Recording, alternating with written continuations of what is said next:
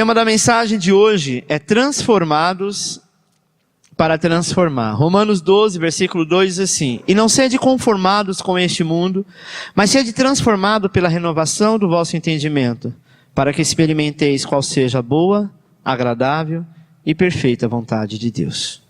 Amém? Eu quero falar nesta noite também sobre arrependimento. E arrependimento é algo que ainda gera muito desconforto, né?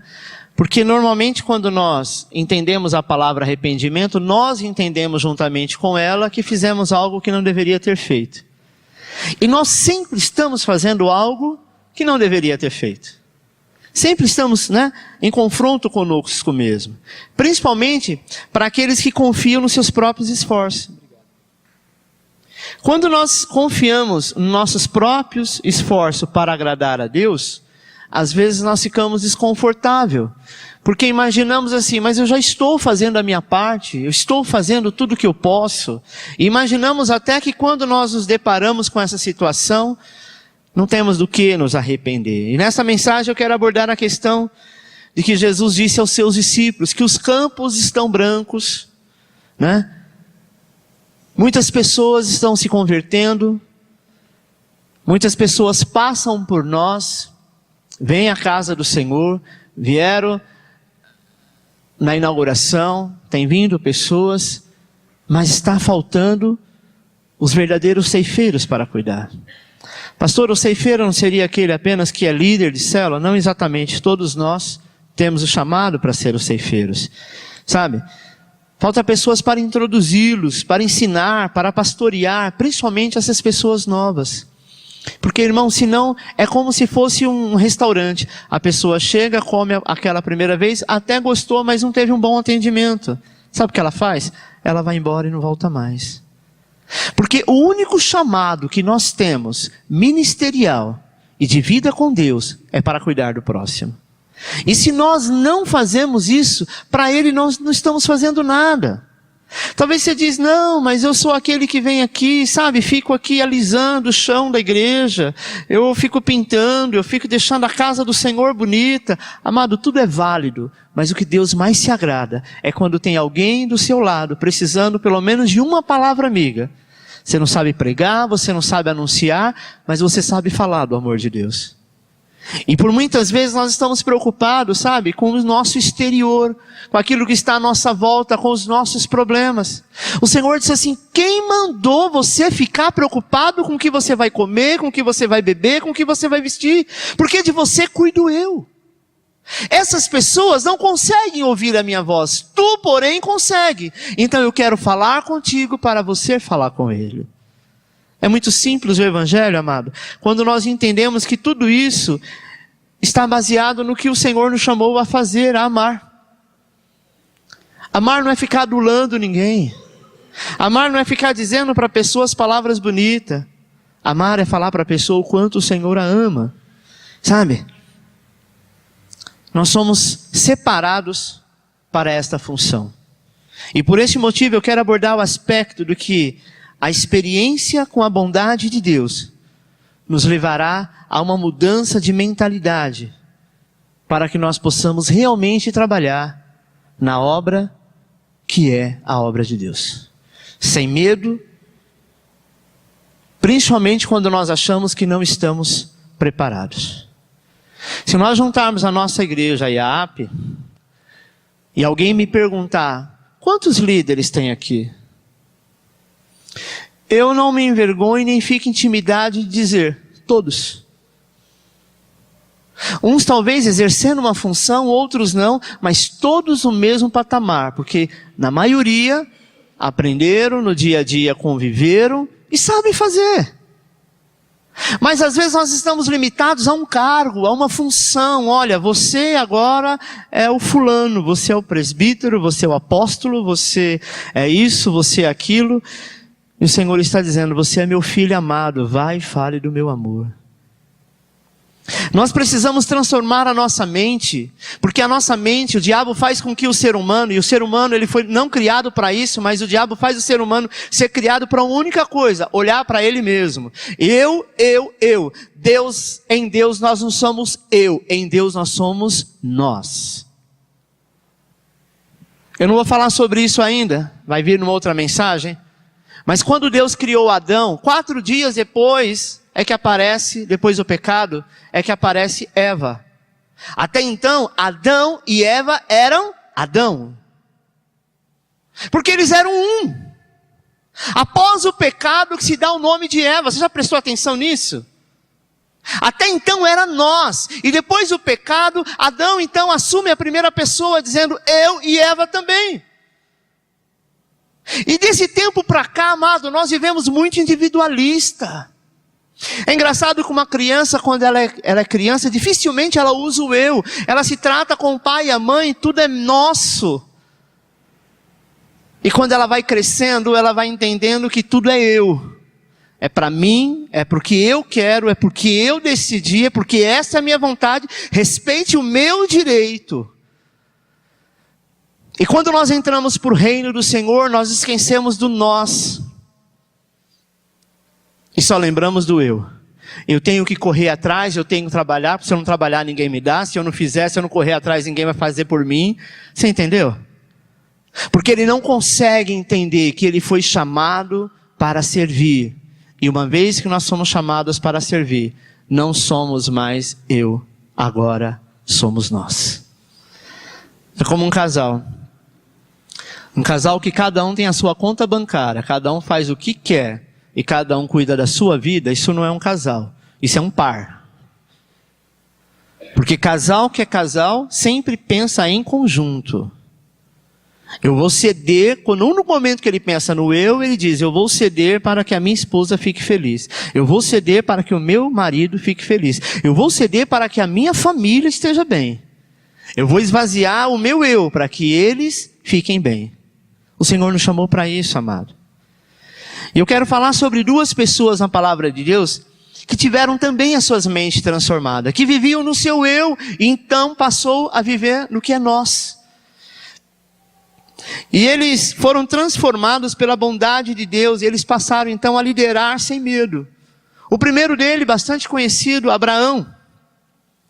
A história de Abraão, amado, é maravilhosa porque em todo tempo nós conseguimos ver a bondade de Deus na vida de Abraão. Fazendo com que Abraão não parasse de crer, não parasse de ter foco, mas que ele confiasse em Deus, porque o Senhor o chamou para ser pai de multidão. Deixa eu te dizer uma coisa. Às vezes nós achamos que esse chamado pai de multidão foi só para Abraão. O pai de multidão nasceu na cruz. E uma vez que nós somos ligados na cruz, uma vez que a nossa salvação tem uma chave chamada cruz, e a cruz é a vida eterna, Ele trouxe junto com você milhares de pessoas que vão entrar e adentrar o reino junto contigo. É engraçado que o evangelho por muitos anos, amado, ele foi pregado da seguinte maneira: importa é você é salvo, se você é salvo o resto é que se lasque. Muitas pessoas pensavam assim, até diziam, irmão, olha, sinto muito, importante é que eu sou salvo. Se minha família quiser ser salva, amém. Se não quiser, muitos deles nem falavam. Tinham medo de ser criticado e não falavam do amor de Deus. Chegou o tempo em que o Senhor está chamando a tua igreja na responsabilidade a dizer então, saia da tua terra. Letra A, Abraão, sai da sua terra. Gênesis 12:1 diz, ora, o Senhor disse a Abraão, sai da tua terra, da tua parentela, da casa de teu pai, para a terra que eu te mostrarei. E farei de ti uma grande nação, abençoar-te-ei, engrandecerei o teu nome, e tu se uma bênção. Ele não diz, tu será uma bênção, mas ele diz, tu já é uma bênção, porque eu separei, essa é a minha vontade, a partir do momento que você entrou nesse propósito, já começou a ser. Deixa eu te dizer, irmão, Deus já te tirou do meio da tua parentela. O que significa isso? Tirar do meio não é você virar as costas para Ele. Já tirou do meio daquelas pessoas que estão sempre se atacando, sabe, querendo o mundo do eu. O Senhor já tirou de lá para dizer, atrás de você eu tenho uma multidão. Pastor, eu sou de uma certa idade, eu acho que não dá tempo mais eu ter uma multidão. De repente Deus tem preparado uma única pessoa para você falar do amor de Deus. E essa pessoa será um grande conquistador de almas. Eu imagino o Felizardo que pregou para o Edir Macedo. O Felizardo que pregou para o Silas Malafaia. É claro que a maioria deles vieram de família cristã, mas vamos dizer que não viesse. O Felizardo que pregou para o R.R. Soares. Que pregou para o pastor Aloysio Silva. Quantas milhões de pessoas não tem atrás dessas pessoas? Quantas milhões de pessoas não tem atrás da minha pessoa? Sabe, irmão, nós não estamos preocupados com o que você vai ganhar por conta disso. Nós estamos preocupados em cumprir um único chamado que você tem, que é multiplicar a sua vida através de outras vidas.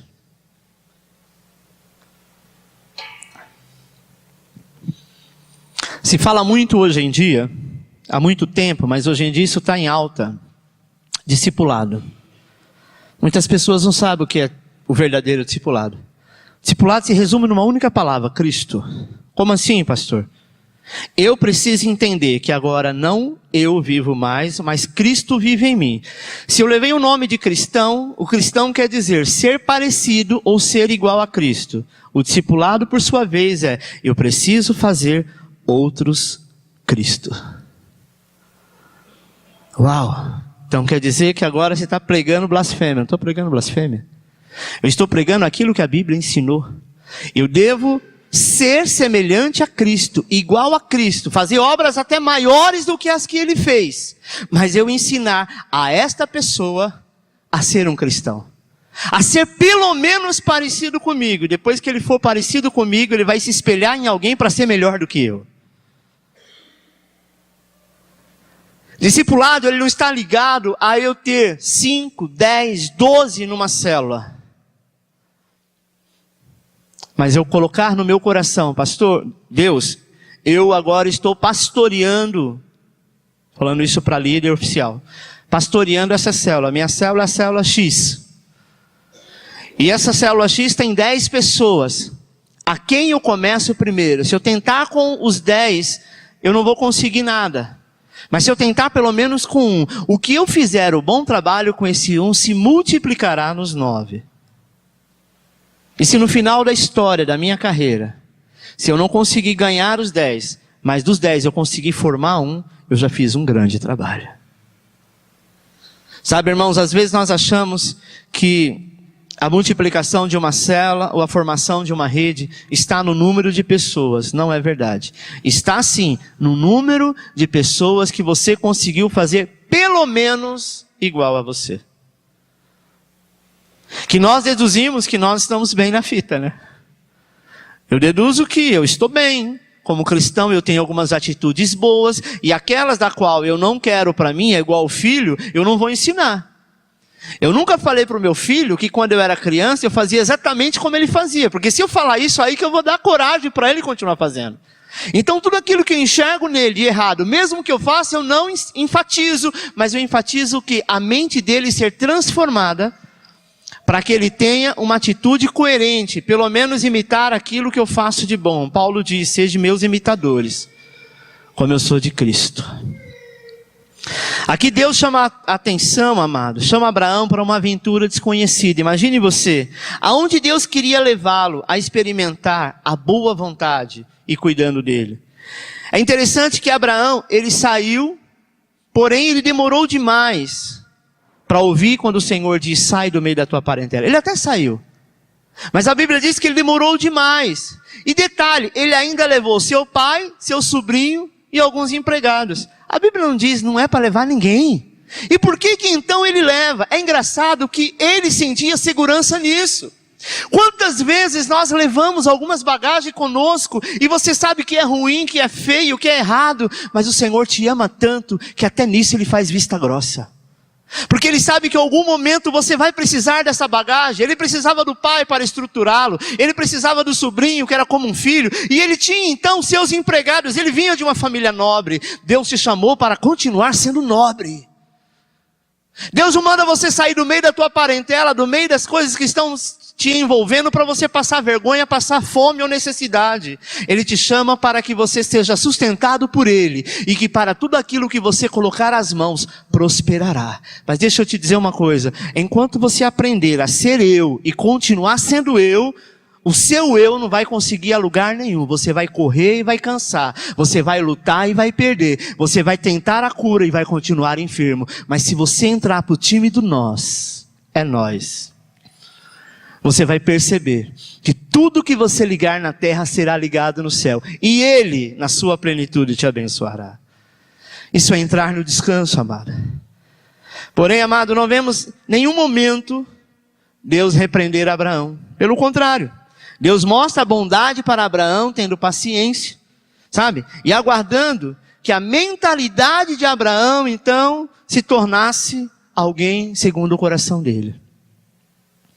Será que Deus me chamou e ele em algum momento errou? Ai caramba, chamei a pessoa errada, desculpa aí. Será que Deus, quando te chamou em algum momento, com todos os defeitos que você tem, será que porventura ele disse assim, caramba, se não tem tu, vai tu mesmo? Não, amado.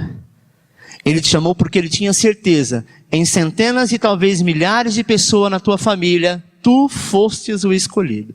Pastor, mas eu sou o pior da casa de meus pais. Eu sou o menor. Como disse Davi. E o Senhor disse, mas é você que eu quero, porque de você eu farei um grande líder. A Bíblia diz que no verso 2, Deus sonhou com ele. Sonhou com Abraão, Gênesis 12:2, e farei de ti uma grande nação, abençoar-te-ei, engrandecerei o teu nome, e tu ser uma bênção. Sabe, amado, nós somos herdeiros da mesma promessa que Abraão. É por isso que também fomos chamados para sermos uma grande nação. Eu sei que está sendo gravado, e isso vai ficar marcado. A partir de hoje, eu profetizo sobre a sua vida. Você será o próximo líder da IAAP no Brasil e no mundo. Amém? Se não for você, vai ser alguém da tua linhagem. Vai ser alguém que você ganhou, ou até mesmo da tua família, porque Deus se estabeleceu para isso. Quando eu falo líder, eu não falo líder apenas pastor dirigente. Eu não falo apenas aqueles que vão estar dirigindo uma igreja, mas talvez um ministro de louvor, talvez, sabe, um pastor de jovens, de homens, de mulheres, alguém que talvez seja um conselheiro na igreja, e você é habilitado para isso.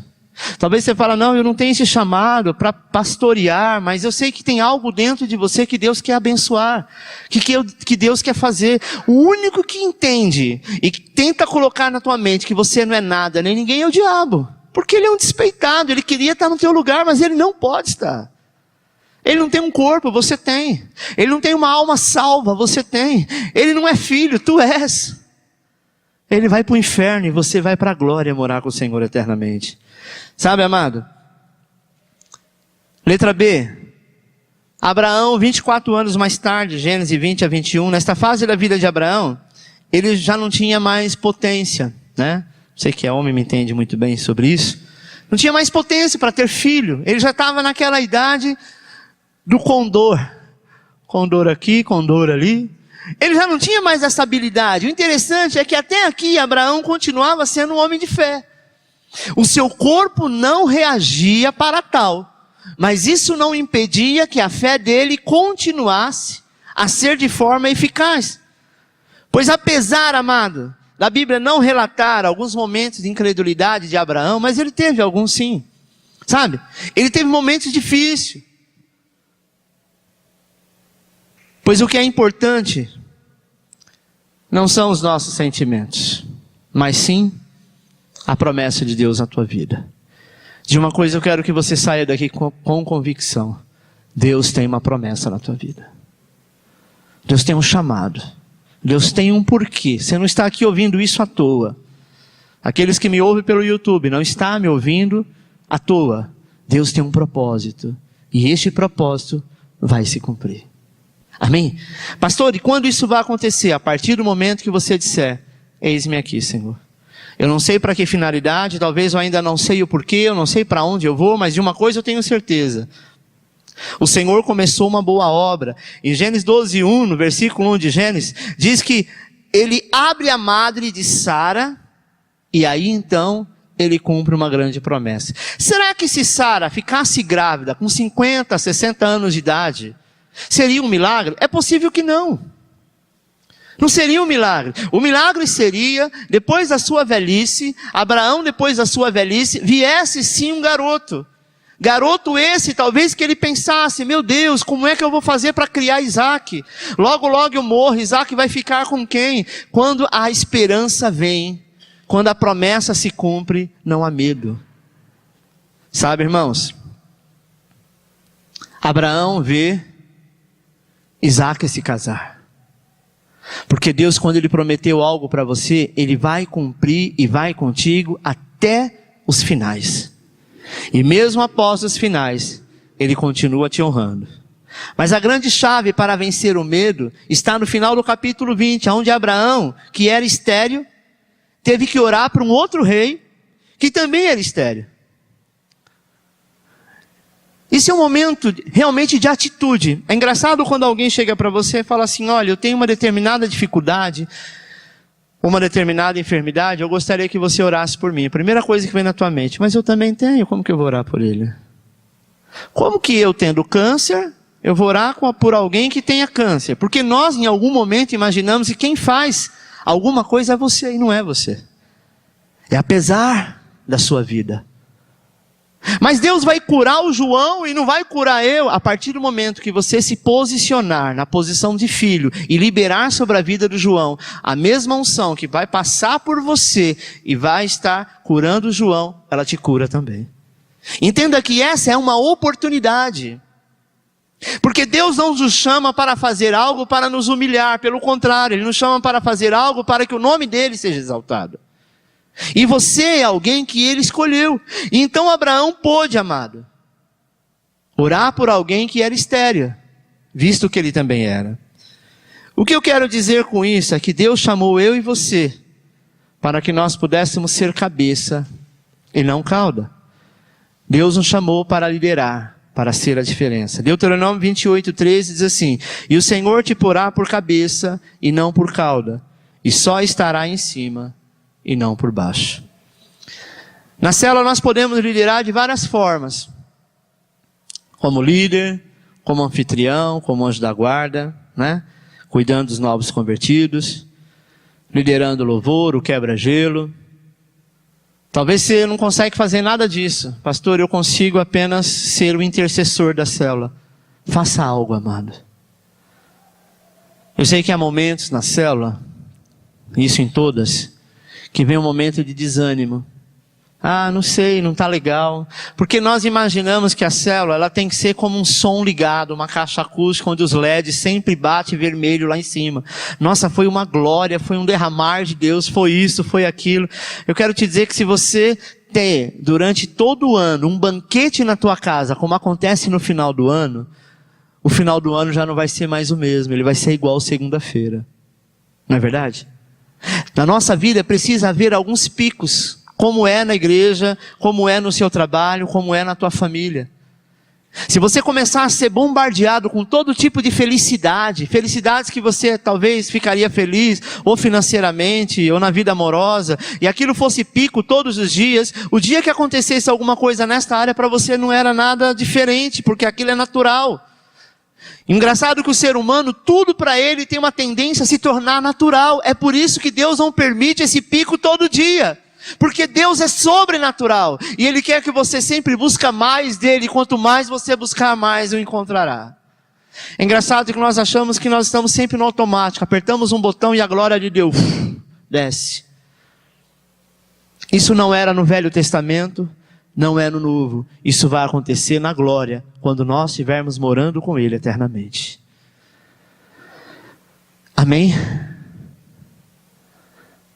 Alguém me disse alguns dias atrás, poxa, eu queria ter felicidade aqui na terra. Eu fico feliz por um tempo, mas daqui a pouco tudo volta ao normal, tudo parece normal, sabe? Uma notícia aqui e ali, às vezes me deixa feliz, mas no dia a dia tudo é normal. Eu não posso dizer que eu sou infeliz, mas também não sei o que é felicidade. Ouvi isso de um cristão. E eu estou orando para que Deus mude essa história, mude este país, mude esse governo, sabe? Para que a gente seja feliz, para que a gente, sabe? Eu quero voltar a ter aquela felicidade que eu tinha quando eu era criança, sabe? Aquela expectativa do Natal, do Ano Novo, do meu aniversário. Eu disse para ele: querido, sabe o que você está sentindo? Ele falou: não, pastor, você está sentindo falta de casa. Ele falou: não, mas eu estou na minha casa. Eu falei: você não está na tua casa. Tua casa já não é mais este mundo. Biblicamente diz que ano a ano, governo a governo, nós temos a tendência, a expectativa de melhora, mas não vai melhorar. Não adianta. Porque o governo desse mundo não está na mão de homens, está na mão de Satanás. E Deus só não permitiu que o diabo nos tragasse, porque o Espírito Santo ainda paira sobre a terra, e ele não tem poder sobre nós. Mas vai chegar o dia em que o Senhor vai recolher a tua igreja, o arrebatamento virá, e ai daqueles que aqui ficarem. A palavra diz, se você já leu Apocalipse, os 3 primeiros anos, 3,5, né? Anos depois do arrebatamento, vai ser de felicidade, que ninguém nunca imaginou. Um governo extraordinário. Depois de 3 anos e meio começam as guerras, e aí as pessoas vão ter necessidade de morrer, e não vão conseguir morrer, porque a morte será detida por 6 meses. Sabe, irmãos? Eu sei que talvez você respira fundo e fala: nossa, eu gostaria hoje de ter um prazer maior, e eu busco esse prazer aqui e ali. O único lugar que ainda nós encontramos prazer é na presença de Deus, por um tempo. Mas quando você volta para o seu dia a dia, por muitas vezes, a angústia vem. Agora eu quero te ensinar um segredo para a angústia não ter essa força. Qual é o segredo, pastor? Você ocupar o seu tempo, ao invés de se preocupar com o seu eu, procurar ajudar alguém. Quando você estiver angustiado, eu faço isso. E aquilo começa a te trazer um vazio, e você não sabe de onde vem. Não está enfermo, está tudo bem, não está faltando nada, basicamente tudo em paz, mas parece que falta algo. Dobra o teu joelho e fala: Senhor, por quem que eu devo orar? Porque tem alguém pior do que eu, e eu quero ser o intercessor dessa pessoa. Talvez na sua oração você não vai estar orando por ninguém que você lembre, que você conheça, mas a Bíblia diz que com gemidos inexprimíveis, o Espírito de Deus, Ele vai interceder por alguém, e quando você terminar, aquele prazer de satisfação acontecerá. Não sei você, mas quando eu como chocolate, depois que eu termino, é um prazer, assim, uma alegria. Isso cientificamente é verdade, não é? Chocolate, doce, é meu mal.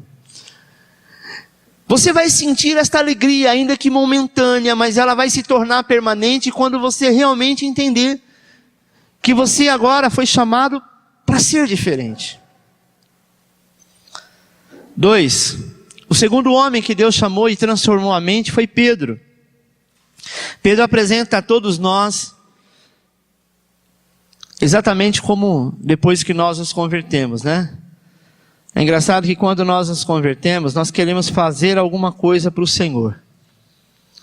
Quando a gente se converte, a gente quer que tenha culto todo dia e, se possível, dure o dia inteiro. Não é verdade? Eu me recordo quando eu me converti, e olha que eu vim de uma igreja que tinha culto todo dia. A quadrangular só não tinha culto segunda-feira, mas terça era de oração, quarta tarde da bênção, quinta campanha, sexta libertação, sábado culto de jovem, domingo da família. Domingo de manhã nós tínhamos escola bíblica dominical, e domingo 6 horas da tarde nós tínhamos o culto da família.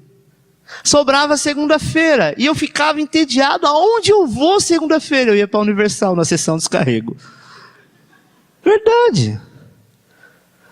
Um dia eu cheguei lá, irmãos, né, novo convertido, falei: tô aqui. Chegaram lá com uma bacia, com arruda, guiné, espada de São Jorge, sal grosso e água, e mexia, jogava no povo, pá, caí demoniado. O outro, pá, eu falei: nossa, será que vai chegar a minha vez? Eu vou cair endemoniado? Eu saí de lá parecendo um pinto molhado, porque tanta água que jogaram em mim, não aconteceu nada, porque a minha libertação não estava ali. Mas eu estava tão aberto, tão sedento, sabe? Meu coração estava tão pronto para fazer o melhor para Deus, que eu não estou aqui criticando o trabalho deles. Se não fosse de Deus, não tinha permanecido esses anos todos. Não aceito algumas coisas que eles fazem, como eles também não aceitam algumas coisas que a gente faz. Então, 0-0 para todo mundo. Não é verdade? Então, irmãos, eu saí de lá molhado, cheguei em casa e minha mãe falou, o que aconteceu? Eu falei, nada, eu peguei uma garoa no meio da estrada. Não quis dizer, porque se eu fosse falar, possivelmente eu ia criticar. Sabe? Me recordo uma outra segunda-feira que eu fui, que falou sobre a luz do Espírito Santo. E eu querendo aprender do Espírito Santo. E aí então, o que mais me frustrou é que eu só tinha R$10 no bolso. E aí o pastor disse assim, olha, agora com essa lâmpada ungida, quando você chegar na tua casa, você vai colocar essa lâmpada, e quando você vai acender, você possivelmente será batizado com o Espírito Santo. Verdade, irmãos. Nunca contei isso, né? E aí eu comprei a lâmpada. E aí eu coloquei no meu quarto e eu fiquei lá orando. Fui ser batizado no Espírito Santo 2 anos depois. Mas enfim, talvez alguém foi. Entendeu? De alguma forma, às vezes as pessoas querem isso. Elas querem pegar em alguma coisa. Olha, eu fiz isso com o resultado disso e aconteceu isso. Infelizmente, muitas igrejas pregam isso porque é isso que as pessoas querem. A Igreja Católica ensina isso. Sabe, o que eu tenho que fazer para agradar a Deus? A única coisa que você tem que fazer para agradar ao Senhor é ser você mesmo. Segunda coisa, amar o teu próximo. E mais nada. De que adianta você ganhar o mundo inteiro e perder a própria alma? Como que a gente perde a própria alma? Vou abrir um parênteses aqui nesse perder a alma. É isso. É deixar de fazer, se está perdendo tempo. Às vezes a gente se ocupa tanto do nosso tempo com tantas coisas, irmãos. Não que não deva fazer.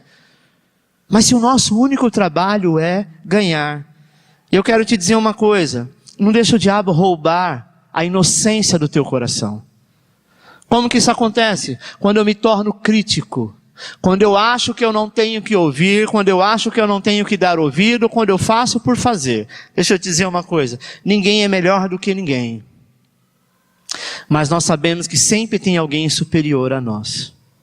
Amém? Quando eu me torno crítico, eu me torno no lugar de Satanás, sempre apontando, sempre achando que eu mereço algo melhor. E se não é da maneira que eu quero ouvir, que eu aprendi, ou da maneira que eu acho que deve ser, então eu não quero. E sabe o que acontece comigo? Meu coração fecha, gela, todo sente a presença de Deus. E para que eu possa sentir, ou mostrar para alguém que estou sentindo, eu tenho que fingir. Você sabia que tem pessoas dentro da igreja que fingem a presença de Deus? Aqui na nossa igreja não acontece, claro que não. Só na igreja dos outros. Por que que isso acontece? Porque são pessoas que foram críticas por muito tempo. E o Senhor não está preocupado com a sua crítica. Deus está preocupado com a sua adoração e o que você tem para fazer para o próximo. Sabe, irmãos? Eu por um tempo, mesmo sendo pastor, eu me tornei muito crítico.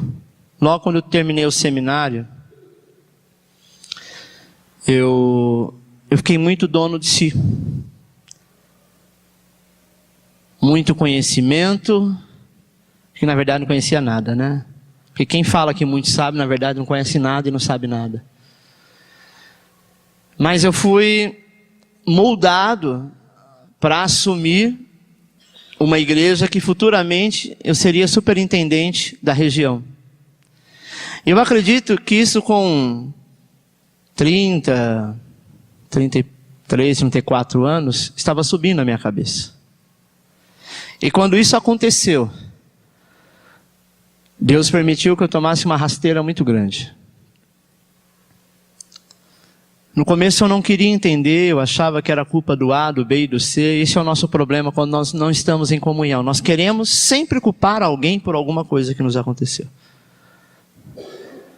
Nós estávamos com um prédio. Ele não era desse tamanho, mas ele chegou a ser semelhante, porque ele era 3 andares, quarto com estacionamento. Nós tínhamos toda uma estrutura para ser uma grande igreja. Na época nós estávamos na visão G12. O Ronaldo era dessa época, né, Rô? Era um dos meus 12. E reformamos todo aquele prédio. E depois de um tempo Deus me ensinou que o caminho que eu estava levando de soberba, mesmo inconsciente, mas dando ouvido a pessoas que me colocavam lá em cima, me exaltava, aquilo era um caminho de morte. Foi quando do nada nós tínhamos terminado uma grande reforma naquele prédio e o proprietário colocou o prédio na época, há quase 15 anos atrás, a R$5.000. Foi quando nós saímos e fomos para a Turquia, um lugar cheio de rato, um cubículo. Eu quase infartei. Eu entrei em depressão, irmãos. Porque nós tínhamos um sonho. Na verdade, eu tinha um sonho. Mas o meu sonho não estava ligado ao sonho de Deus. Estava ligado ao sonho de homens. Então aquele que poderia ser o bispo da região acabou não sendo nada. Foi quando o Senhor disse: chegou o tempo de você se desligar, e me deu o ministério próprio. É engraçado que todo o ministério, como vários pastores que eu conversei, né, a respeito disso, foram exatamente a mesma coisa. Deus, quando te dá algo que vai nascer, tudo nasce junto. Você volta a estaca zero e você nasce juntamente com o ministério. Engraçado que nós pedimos a bênção do reverendo Aida para se desligar da quadrangular. E quando nós colocamos a placa, os mais velhos lembram disso, lá na Turquia, que era em cima, onde eu morava, a igreja começou ali. E embaixo era uma padaria, tudo estourado, e a gente começou a arrumar. E alguém falou: pastor, não vai colocar uma faixa? Eu falei: vou. Eu coloquei apenas igreja evangélica. Porque eu não tinha certeza do nome ainda. O Senhor tinha me dado o nome, mas eu ainda estava orando para ver se era aquilo mesmo. E quando o Senhor nos deu o nome, aí nós abrimos firma, CNPJ e tal. E aí eu entendi, amado, que o nosso único chamado não é uma quantidade de pessoas ou de lugar. Mas se eu fizer, segundo o coração de Deus, ganhar uma única pessoa que Ele colocou no meu coração, o meu chamado está concluído. É que às vezes a gente acha que temos uma vida inteira pela frente. Você pode ter mais 30, 40, 50, 70 anos. Mas talvez a pessoa que o Senhor quer que você ganhe, sabe? Talvez o Edir Macedo que Ele quer que você ganhe, o R.R. Soares que Ele quer que você ganhe, não chegou ainda. Então, enquanto vida nós tivermos, a nossa mente venha a ser moldada para isso, para falar do amor. Porque a melhor coisa naquele dia é você ouvir do Pai: bem-vindo, meu filho, entra para o gozo do teu Deus, porque a obra que eu coloquei para você fazer na terra, você fez. Sabe, irmãos, eu acho que eu já contei aqui a respeito do pastor Yudekatsu Takayama. Ele é pastor presidente da ADNIPO, Assembleia de Deus Nipo Brasileira. Acho que aqui na Vergueiro. Eu vi uma mensagem dele e um testemunho que ele é filho de pais japoneses mesmo. Vieram do Japão para cá, muito crítico. Ele e o irmão se converteram, mas os pais não se convertiam. Os pais, além de não gostar do evangelho, ainda era racista ao evangelho. Racista em todo sentido, a preto, a brasileiro, a crente. E eles tinham uma irmã, uma jovem, que era negra e que cuidava dos velhos, levavam eles para tomar sol e tal. Mal falava português direito. Mas ela se converteu, inclusive na igreja do pastor. E um certo dia, quando foi levá-lo para tomar sol, ela foi tomada pelo Espírito Santo. E ela começou a falar em línguas em japonês. E quando ela começou a falar em japonês, você sabe que japonês é assim: quando eles querem falar algo entre eles, eles falam o idioma deles e não querem saber se você está entendendo ou não. E não ensinam o idioma para ninguém, exceto para os filhos. E aí eles estavam conversando em japonês e ela entrou no meio da conversa e pregou o evangelho em japonês. Talvez se eles tivessem ouvido o evangelho de algum outro japonês, talvez se eles tivessem escutado o evangelho de alguma outra pessoa da nação deles, da mesma idade que eles, como eles eram muito críticos, provavelmente eles não dariam assunto. Mas sabe o que Deus fez, amado? Deus fez aqueles pais do pastor Yudekatsu ouvir o evangelho, não através do filho que era pastor, mas daquela empregada. E ela não sabia o que estava falando, mas ela não conseguia se conter. E eles, em lágrimas, aceitaram Jesus em praça pública. Talvez você diga assim: poxa, Mas será que o chamado dela foi só para aceitar, só para pregar o evangelho para esse casal de velho que talvez alguns dias iria morrer? Mas quantos anos talvez o filho estava intercedendo? Envia um vaso, envia um instrumento, envia uma missionária, envia um pastor, envia alguém para falar com os meus pais, porque eu não quero que eles partam dessa sem salvação. Deus usa o inesperado. Você é o inesperado de Deus. Você é alguém que Deus vai usar, amado. Talvez para ganhar médicos, advogados, engenheiros, políticos. João da Silva. O Manezinho, não importa. São almas que o Senhor requer para o reino. Às vezes nós deixamos que as nossas fraquezas coloquem expectativas erradas, achando que você não é capaz. Sabe, pessoas, e também pela imaturidade que temos, e enxergamos pessoas muito além ou mais alto, num nível maior do que nós, e temos até vergonha de dizer. Mas nesta noite o Senhor me traz aqui apenas com uma única palavra para você. Deixa eu transformar a tua mente para você esquecer do eu e passar a viver o nós. Porque o Senhor contigo fará grandes coisas. Letra A, te seguirei até o fim. Marcos 14, 29. Pedro declarou, ainda que todos te abandonem, eu não te abandonarei. Pedro, amado, é um homem de Deus que falou do fundo do seu coração aquilo que ele realmente queria fazer, aquilo que estava no coração dele. Mas acontece que a circunstância nem sempre é como nós imaginamos. Quantas vezes você diz, não, da igreja eu não saio, da minha célula eu não saio, diz para o líder, olha, pode contar comigo, somos um, é nós. Mas às vezes acontece alguma circunstância que nos afastam. Uma palavra, eu acho incrível isso, como crente imaturo é aquele que não pode ouvir uma palavra de repreensão, uma palavra que ele não gostou, e ele então se fecha como um caracol. Essa pessoa não está preparada para a vida. Eu quero te dizer que se você ainda é assim, rejeita isso. Não deixa nada endurecer teu coração, fechar o teu coração e paralisar a obra de Deus na tua vida, no teu casamento, no teu trabalho. Sabe, tem gente que orou tanto por um determinado trabalho, entrar numa determinada empresa, mas ele chegou lá, ele encontrou um endemoniado, que fica perseguindo, que fica lutando, que fica colocando ele para baixo, e ele já diz, olha, não aguento mais, eu vou jogar tudo para cima e vou sair de lá. Deus não te colocou nesse lugar para você desistir, não. Ah, pastor, mas era o homem que eu amava, é a mulher que eu amava, agora ele está com amante, ou ela com amante, e ora porque amante o diabo vai mandar embora. Sabe por quê? Porque Deus te deu uma pessoa para você constituir família, não é para você desistir. Deus te deu uma célula, não é para você chamar eles de rebelde. Deus te deu um povo, não é para você dizer que eles são terríveis. Deus te deu para cuidar, Deus te deu filhos, que todo mundo diz que seus filhos ninguém aguenta. Mas o Senhor te ensinou a aguentar e fará deles homens e mulheres de excelência. Sabe, irmãos, é muito fácil desistir.